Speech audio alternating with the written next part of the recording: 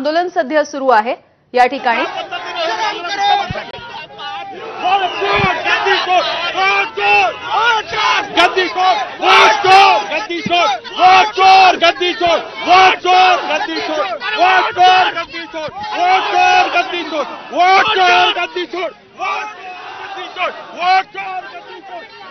पाहतो आपण कार्यकर्त्यांना ताब्यात घ्यायला सुरुवात केलेली आहे। सचिन सावंत यांना पोलिसांनी ताब्यात।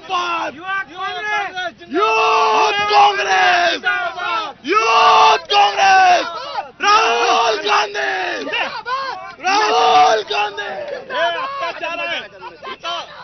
इथं गुन्हेगारांना सूट आहे आणि विरोध करणाऱ्या लोकशाही मार्गाने विरोध करणाऱ्याला त्या ठिकाणी कशा पद्धतीचा न्याय मिळतोय बघा।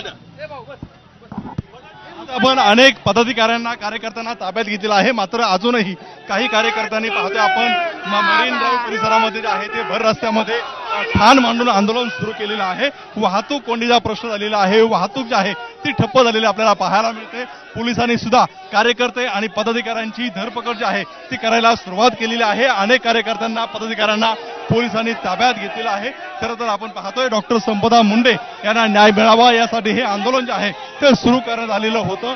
आपण पाहतोय की महाराष्ट्र असेल किंवा अगदी मुंबईतून जे आहे ते मोठ्या प्रमाणावरती युथ काँग्रेसचे कार्यकर्ते पदाधिकारी या ठिकाणी जमलेले आपल्याला पाहायला मिळतंय। आणि पाहतोय आपण का ज्या ठिकाणी त्यांना पोहोचत होत्या आधीच जे आहे त्या सगळ्या कार्यकर्त्यांना पदाधिकाऱ्यांना पोलिसांनी अडवलेलं आहे आणि ताब्यात घ्यायला सुरुवात केलेली आहे। खरं तर सचिन सावंत आणि इतर कार्यकर्त्यांना ताब्यात घेतलेलं आहे, मात्र आपण पाहतोय का अजूनही या ठिकाणी शिवराज मोरे असेल किंवा मुंबई युथ काँग्रेसच्या अध्यक्षा हे सुद्धा आपल्याला ठिकाणी पाहायला मिळत आहेत। आक्रमक जे आहे ते सगळे युथ काँग्रेसचे झालेले आपल्याला पाहायला मिळतात। खरं तर पाहतो आपण वाहतूक कोंडी सुद्धा मोठ्या प्रमाणावरती झालेली आहे, कारण भर रस्त्यामध्ये पाहायला मिळतंय का हे आंदोलन सुरू झालेलं आहे, त्यामुळे वाहतूक कोंडीचा प्रश्न जो आहे तो निर्माण झालेला आहे। खरं तर आठवड्याचा पहिला दिवस आहे, मंत्रालयाकडे येणाऱ्यांची संख्या मोठ्या प्रमाणावरती असते, मात्र या आंदोलनाने कुठतरी जे आहे ते वाहतूक कोंडीचा प्रश्न निर्माण झालेला आहे। कार्यकर्ते पदाधिकारी आक्रमक होताना आपल्याला पाहायला मिळत आहेत। एकंदर पाहिलं तर पोलीस ताब्यात घेण्याचा प्रयत्न करतायत, मात्र त्याच्या आधी मोठ्या संख्येने जे आहे ते कार्यकर्ते पदाधिकारी या ठिकाणी पोहोचलेले आहेत आणि आक्रमकपणे जे आहे ते आंदोलन करताना आपल्याला पाहायला मिळतात। त्यामुळे ही आक्रमकता जी आहे ती कार्यकर्त्यांनी पाहायला मिळते। खरं तर हे सगळे आंदोलक जे आहे ते वर्षा निवासस्थानी मुख्यमंत्र्यांच्या जाणार होते, मात्र त्याच्या आधीच या सगळ्यांना जे आहे ते अडवलेलं आपल्याला पाहायला मिळते। कुठेतरी पोलिसांनी जे आहे ते आक्रमक कार्यकर्त्यांना ताब्यात घ्यायला सुरुवात केलेली आहे। पंकजा या ठिकाणी पाहतोय आपण की अनेक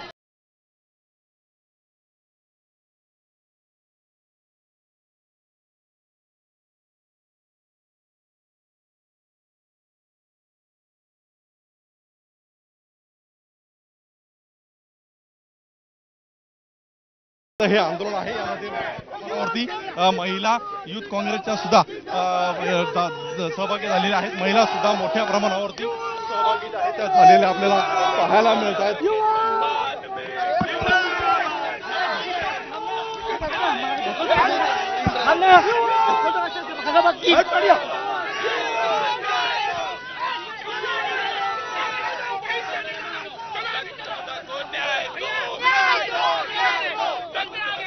क्या कहेंगे, काफी लोगों को पुलिस ने ले लिया।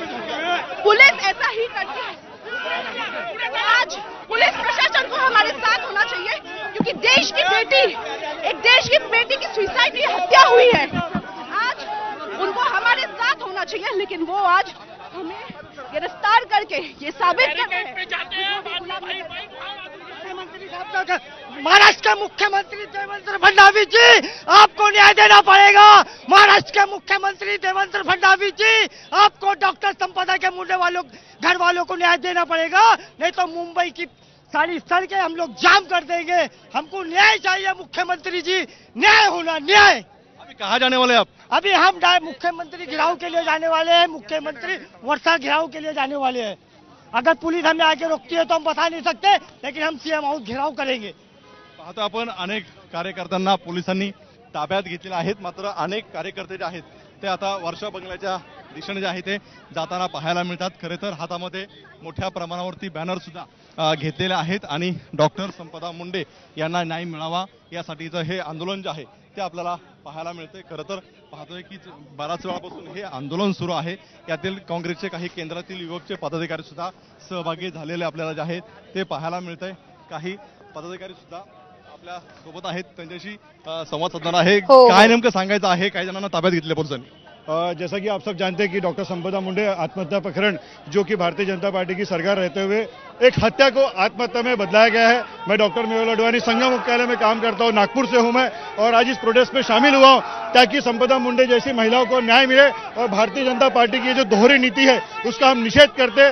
सारा यूथ कांग्रेस, नागपुर शहर यूथ कांग्रेस, महाराष्ट्र प्रदेश यूथ कांग्रेस और हमारे जो उदयभान सिंह साहब है जो अध्यक्ष है और जो शिवराज जी मोरे है, हम सब इसका वो करते हैं. हम चाहते हैं कि भविष्य में ऐसी घटनाएं ना हो और भारतीय जनता पार्टी को सबक मिले, हम ये चाहते हैं.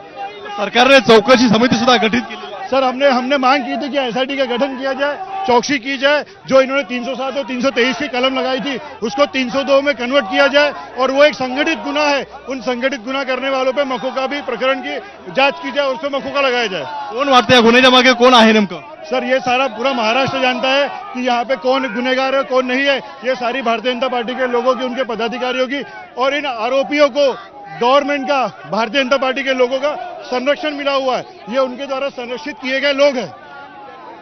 आपल्यासोबत काही महिला युवक सुद्धा आहेत. काय नेमकं म्हणणं आहे? कारण मोठ्या प्रमाणावरती युवक काँग्रेसच्या महिलांनी सुद्धा यामध्ये सहभाग घेतलेला आहे.